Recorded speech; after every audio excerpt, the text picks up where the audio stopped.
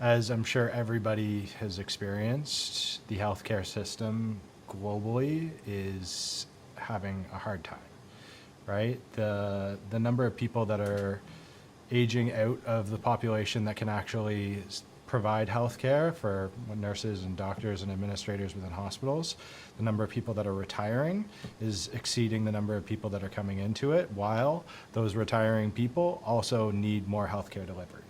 There is not enough human beings in the world to be able to maintain this already very much run down industry if we keep going on our current path, right? So what's crazy about healthcare is every other industry, when you introduce more digitization, you see an increase in throughput. So an increase in the number of widgets that can be completed by an individual full-time employee. That's not the case in healthcare. So in healthcare, it's the only industry where the higher amount of digitization you get, the less throughput that you get. Because the fact of the matter is, healthcare processes were not designed to trigger automation, right? They were not designed in the same way that your bank is designed. So I always use this kind of analogy of every time you tap your credit card, there's about 10,000 columns of data that can be attached to that one tap, right? And so that's something that allows, like the reason they do that is because they know that there's going to be so many taps and so many transactions that are going to be processing so much stuff and so many downstream processes that need to be created, that everything needs to be designed to read into the machines to make that next step happen automatically. Everything is built that way.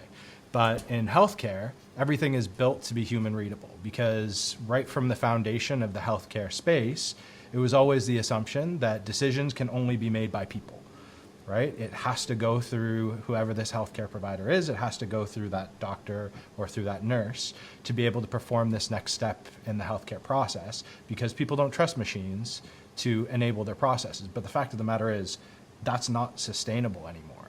There's not enough human beings to be able to do what needs to be done. And it's actually going to get worse and worse and worse and not better.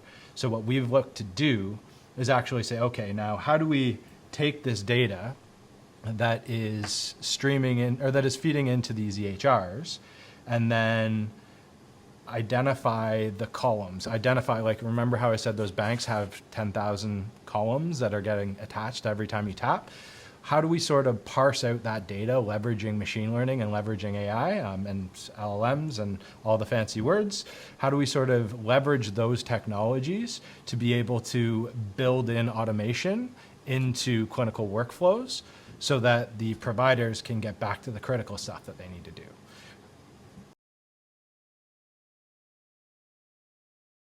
So a client would say that they have a digital sidekick that sits beside them and oversees what's happening in their emergency room, and helps to make sure that the right patients get seen at the right times and the right processes get triggered, to help them be able to step back from the chaos that is the emergency room and focus on delivering care.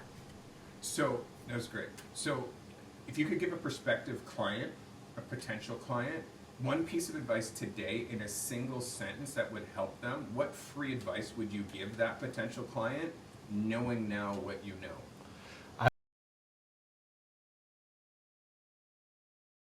My advice to a prospective client today is that they need to really understand the value that can be derived from their data and the value that can be derived within their hospitals.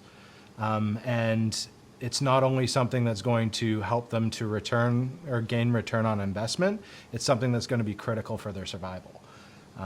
Hospitals cannot staff up in a way that is critical. There was a great quote that I saw.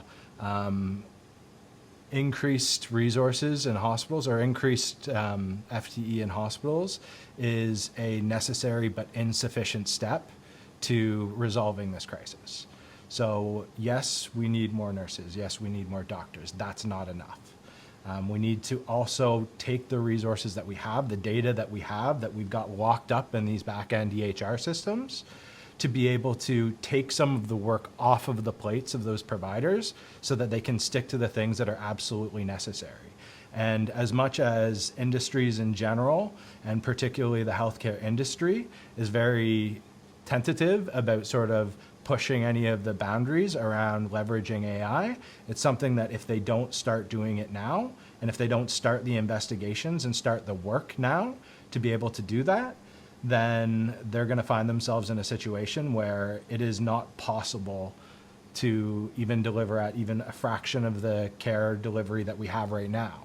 Even some of the world's best hospitals are facing 6-hour, 8-hour delays and wait times in their emergency rooms because they don't have the capacity.